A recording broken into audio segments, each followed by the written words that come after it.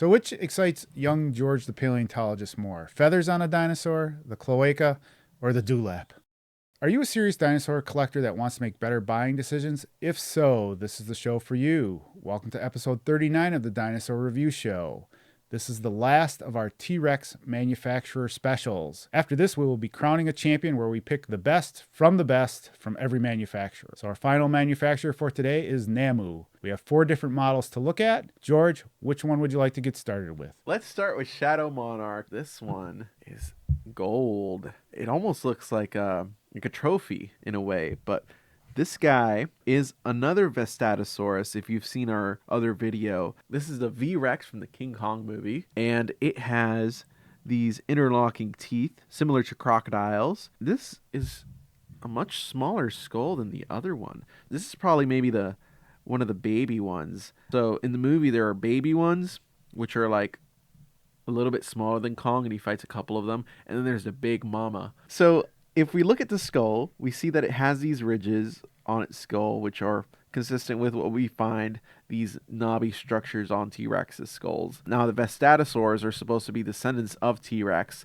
and they definitely show that they have these ancestral traits that T-Rex would have had, like a strong jaw, a very deep, elongated skull, small arms. These guys have very, very tiny claws, but they're facing downwards.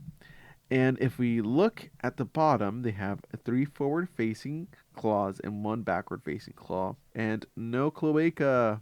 Sad day. This figure does stand with its tail held horizontally out, but this one does come with a base of, you guessed it, Kong skulls. Look at that. That is terrifying.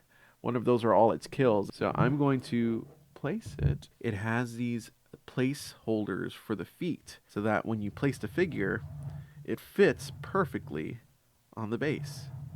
This is the Shadow Monarch, which honestly is very terrifying. So the other V-Rex that we looked for was from Rebor. You're saying that these 2 models are based on the same movie figure? They are. So if we had to pick between these 2 movie figures, which one would you lean towards? I'd probably pick the Rebor one because it has the original color. You can't beat the original color. It looks just like the movie, and that's what people want. But then again, this looks like a trophy. If you're a really big fan of the V-Rex or the Vestatosaurus Rex, and you really like the King Kong movie, this has like Kong skulls. This is like the victor, go the spoils kind of figure. But if you like movie accurate colorations, then I would go for that. There's a figure for everybody when it comes to these, but I would definitely go with the Rebor. Okay, George, let's look at the Obsidian Tyrant model from NANMU. This is a big, chunky T-Rex. My goodness. I think this is one of the biggest T-Rexes we've reviewed so far. It makes my hands look small. But this guy, or girl, I'm not sure. It could be either or. Just like the previous one was a Monarch, it could be either or. But I'm just going to call it a guy. This guy has a beautiful Jurassic Park style sculpt. It has that stereotypical T-Rex skull that we know and love from the Jurassic Park series, and the teeth are beautifully sculpted in. It has a nice tongue there. We see those ridges there present, those keratinous little bumps on the nose and on the top of the eye. The eye is colored really well. You can even see it is a textured brown that covers the eye. It's really neat.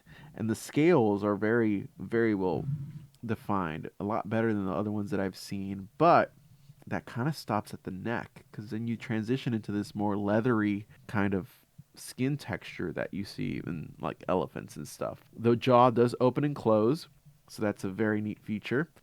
This is very cool. This is a neat feature that a lot of reptiles have today called a dewlap, and this is a signaling feature of excess skin that they use to warn other animals, or other T-Rexes in this case, that, hey, I'm the big bad guy here, don't mess with me. So that is a nice little detail there that I think dinosaurs would have had this, if I'm being honest. Dinosaurs could definitely have had this. If we look towards the back, or the bottom of the back, we see 3 forward-facing toes and 1 backwards-facing, and it looks like there's an attachment here for a base. Do they come with bases? It depends. It is sold with the base and without the base. Interesting. And they are boxed that way at the manufacturer. If we look for a cloaca, we are going to be saddened because there is no cloaca. The tail is beautiful. It has very good musculature. The back too, connecting to the hip. It's very solid. Okay, George, let's look at the King of the Mountain model next. Oh my goodness. This one looks just like the Jurassic Park T-Rex. It has that brown coloration, but with a major difference.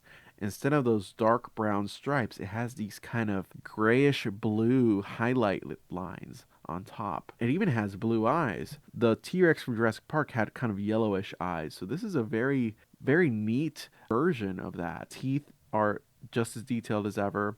It doesn't have that dewlap that we saw in the previous figure. This is more of a neutral tone. So it also has a base attachment feature. Cloaca is still in the same place, hopefully.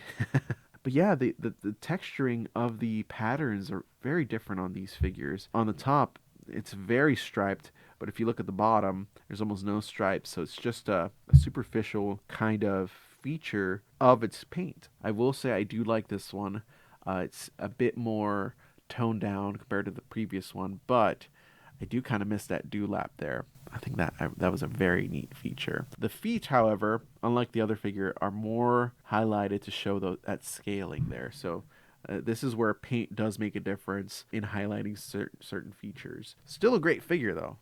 This would be a good one if you're trying to look for a Jurassic Park kind of T-Rex. Okay, George, let's take a look at our last model from NANMU, which is the Once and Future King. So I like the title because it makes me think of the baby T-Rex from the Lost World. So there's a fan theory out there about the T-Rex from the Lost World, the baby T-Rex, being the same T-Rex in Jurassic Park 3 that gets killed by the Spinosaurus. Now, if you remember in one of our other videos, we have a dead T-Rex. That's the one we're talking about. So once in Future King, it was once a king, and it will be in the future, but it got defeated.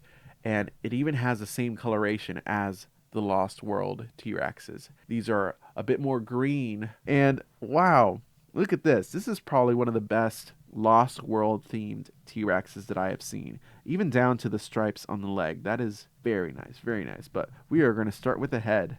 You've got the same sculpt as the previous figures, but a different colored eye. This one is brown, just like the one in the movie. The teeth are the same color, but the cheek is a bit darker compared to the other kind of pinkish colorations, and no dewlap coloration either, but you do get that nice consistent striping all throughout the back. If you look at the underside, it has that nice toned down tan gray with a little bit of fleshy tones. It is really nice. I love the transition of the color. This is really, really cool. To the untrained eye, as I look at these three models, I'm not really seeing that much difference in them. There really isn't. The major difference between them is the paint. Okay, George, back to business. Which one of these models from NANMU is the most scientifically accurate? Well, I'm going to narrow it down this way. The first one we reviewed, the Shadow Monarch, was not scientifically accurate as compared to the other three. But then the other three are basically the same figure, just different paint schemes. So I will have to go with my dewlap dude, Obsidian Tyrant. Obsidian Tyrant. Okay, George has decided that the Obsidian Tyrant from NANMU will advance to the finals, which will be the episode that will be coming up next. If you enjoyed this video, please give us a thumbs up and subscribe. And as always, please consider happyhentoys.com for all of your dinosaur needs. Thank you for watching, and we look forward to seeing you in the next episode. So which excites young George the paleontologist more? Feathers on a dinosaur, the cloaca, or the dewlap? Oh boy. Well, you said little me, so then I'm gonna have to say probably the dewlap. All right. Because T-Rexes are big and bad, and they want to show it. And what better way to some sort of signal to kind of show off to other dinosaurs, like, hey, I'm big, I'm here, and I'm in charge. So that's what I think about. That's what you dream about. You dream of the dewlap. I dream of the dewlap. You have been accused by viewers of being cloaca fixated. Oh, goodness. Well, now I'm dewlap fixated. All right. It's... We'll give them something else to complain about. I'm in my dewlap phase. Can I see it again? No. No. You get one shot, Eminem, or... Yeah. Will you take it, or will you spill spaghetti on your sweater?